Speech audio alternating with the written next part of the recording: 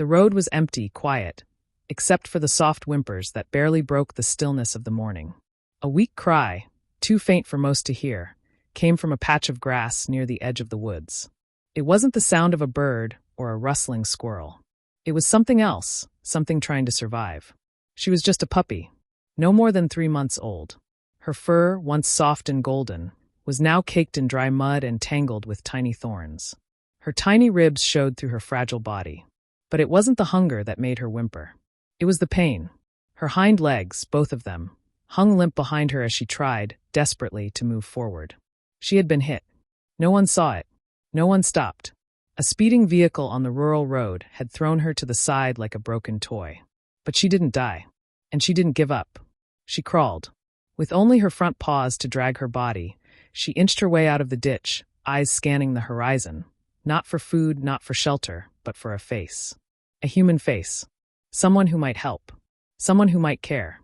Every inch she moved scraped her belly against the gravel. The pain was unbearable. But she kept going. Her little body trembled with exhaustion, but she wouldn't stop. Hours passed. The sun rose higher, and her tongue hung dry from her mouth. She didn't cry anymore. There was no energy left to cry. But her eyes, those deep, round, brown eyes, still held on to something so rare, it breaks hearts to describe. Hope. That was when Ellie drove by. Ellie wasn't supposed to take that road. She usually avoided that stretch because of the potholes and poor signals. But that morning, her GPS rerouted her. She was already late. She had skipped breakfast and spilled coffee on her shirt. Her day wasn't going well, and she was cursing under her breath when she saw it. Something moved. She slammed on the brakes. At first, she thought it was a squirrel. But then she saw the tiny body dragging itself across the road, trying to disappear into the woods. Her heart stopped. She opened her door, stepping out barefoot without even thinking. "Oh my God, oh no," she whispered, running toward the motionless figure. The puppy flinched. She didn't know what this new person would do. Would she be kicked away again? Screamed at? Picked up and thrown? Ellie dropped to her knees. Hey, sweetheart. I'm not going to hurt you, okay? You're okay now. I said, it's all right. Her voice cracked. She reached out slowly, letting the puppy sniff her hand. The little creature tried to lift her head. One lick. That's all it took. Ellie burst into tears. She gently scooped the fragile body into her arms. The puppy didn't fight. She simply collapsed against her, eyes closing for the first time in what must have been days. Ellie didn't think. She ran back to her car, holding the puppy close like a newborn. With shaking hands, she turned the car around and sped toward the nearest veterinary clinic, 30 minutes away. The smell of blood and dirt filled the small vehicle. Ellie drove with one hand, her other cradling the puppy wrapped in her jacket. "Stay with me, baby girl," she whispered. "Don't you close your eyes. Just stay with me." The puppy stirred. A soft whimper. "You're strong. I can tell. You didn't crawl all that way just to give up now, okay?" The vet clinic came into view like a miracle. Ellie honked repeatedly as she parked crooked in the emergency bay. She ran inside, screaming, "I need help. Please, she's dying."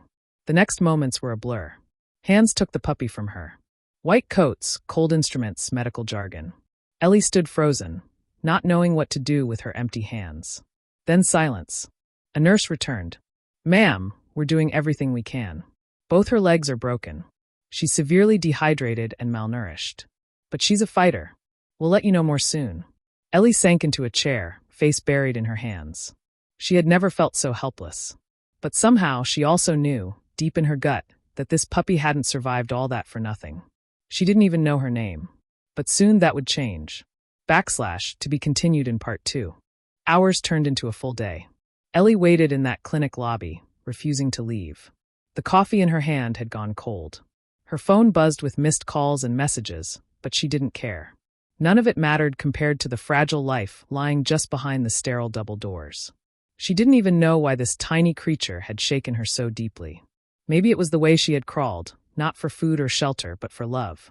Maybe it was the way she had licked her hand, as if saying, "I trust you." Finally, the vet emerged. Dr. Lenz, a middle-aged woman with sharp eyes softened by years of compassion. "She made it through the night," she said, her voice calm but cautious. Ellie gasped, tears rising again. "We've set both legs in casts. It was bad, compound fractures in one, clean break in the other. She'll need months of recovery." She's also anemic, starved, and traumatized. But she's strong. Can I see her? Dr. Lenz nodded. She's sedated but stable. Come on. They led Ellie into a quiet recovery room. The puppy lay on a soft blanket, her hind legs wrapped gently in bright blue casts. And 4 dripped into her tiny foreleg. Her chest rose and fell slowly. Peacefully. Ellie knelt beside her and whispered, "You're safe now, baby. I promise, no one's ever going to hurt you again." A few days later, Ellie gave her a name, Hope.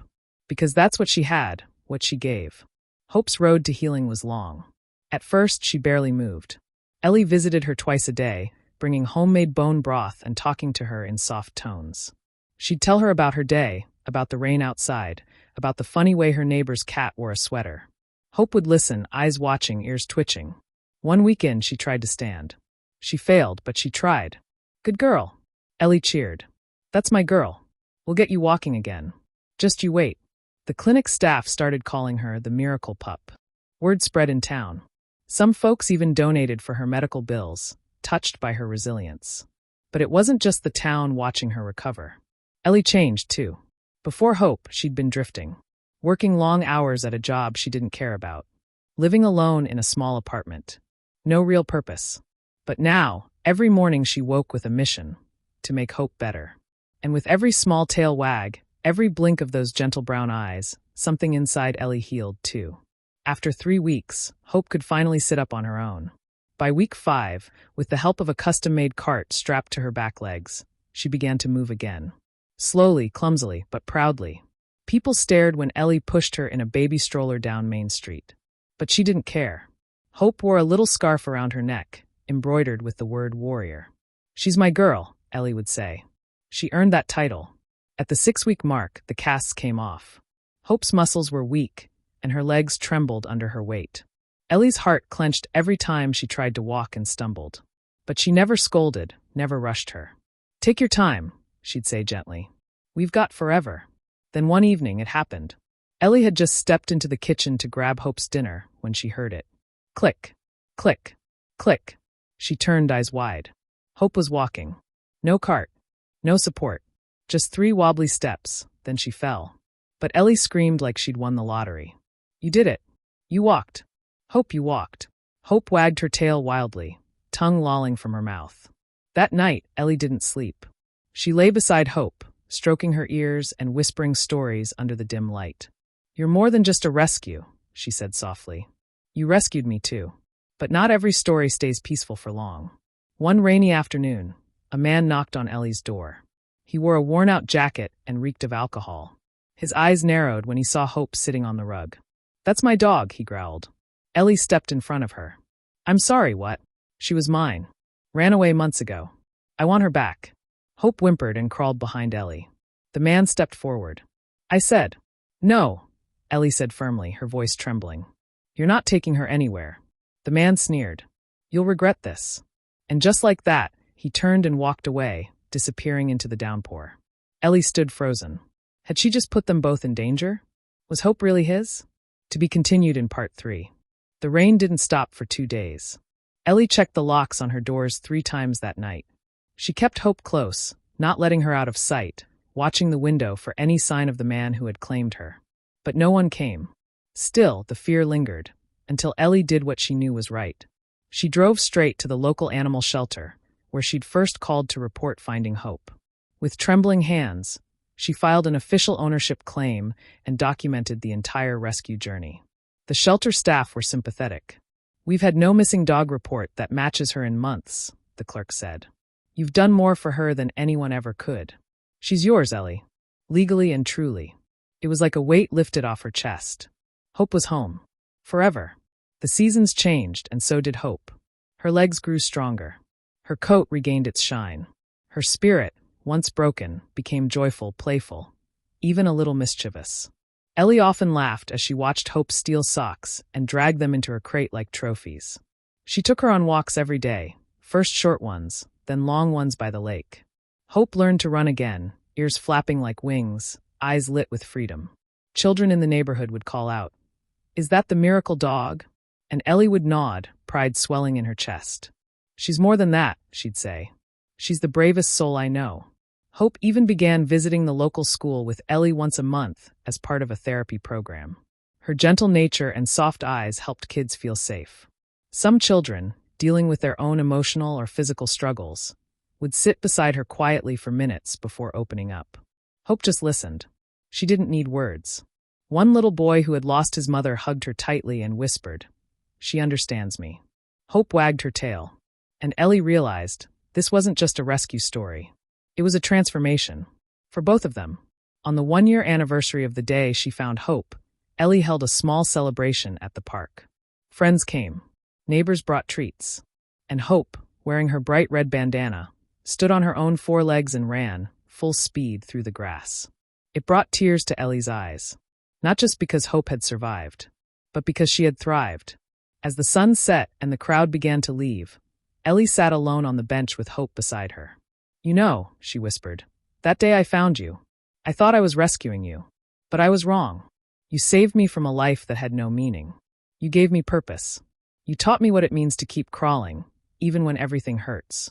Hope rested her head on Ellie's lap, eyes closing in peace. And that's where their story finds its final note. Not in drama, not in sadness, but in strength. In survival. In love born from broken places. Moral of the story asterisk. Sometimes the smallest souls fight the hardest battles. And sometimes the ones we rescue us right back. Hope's journey is proof that broken doesn't mean worthless. It means reparable. It means resilient. It means you still have a story to live, and maybe even change someone else's life along the way. Because even with broken legs, she crawled for help. And she found more than healing. She found home.